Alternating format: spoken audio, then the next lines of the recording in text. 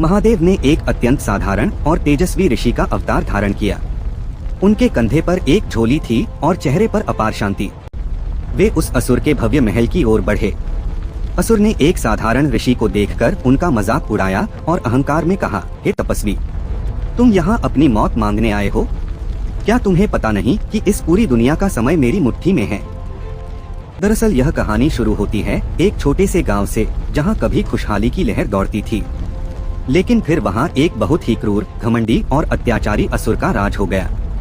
इस राक्षस ने ब्रह्मा जी से वरदान पाया था कि कोई भी चलती हुई वस्तु या हथियार उसे नहीं मार पाएगा। अपने इसी घमंड में उसने पूरे गांव का जीवन नर्क बना दिया।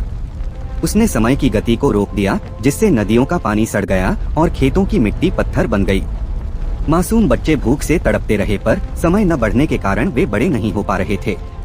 उस घमंडी असुर के अत्याचारों से तंग आकर जब गांव वालों के आंसू नहीं सूखे, तब महादेव का तीसरा नेत्र क्रोध से फड़क उठा।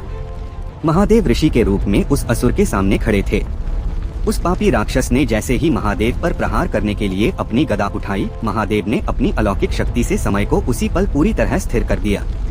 पूरी कायनात एक बेजान तस्वीर की तरह थम गई। हवा की लहरें और उस राक्षस की पलकें तक वहीं जम गईं। चूंकि समय रुक चुका था, इसलिए अब कुछ भी गति में नहीं था। महादेव ने उस परम स्थिरता के बीच एक शांत दिव्य ज्योति उस अत्याचारी असुर के सीने में स्थापित कर दी। जैसे ही महादेव ने समय का पहिया दोबारा घुमाया, वह ज्योति असुर के भीतर ही प्रचंड वेग से फट गई। चूंकि प्रहार उस वक्त हुआ था जब कुछ भी चल नहीं रहा था, इसलिए उस राक्षस का वरदान भी उसे बचा नहीं पाया। अधर्म का नाश हुआ और उस गांव में फिर से खुशहाली लौट आई। महादेव ने सिद्ध कर दिया कि जब पाप का घड़ा भरता है तो ईश्वर न्याय अवश्य करते हैं। दोस्तों, अगर आपको यह कहानी पसंद नहीं आई तो आप बेझिझक डिसलाइक भी कर सकते हैं। आप देख रहे थे आपका साथ चैनल।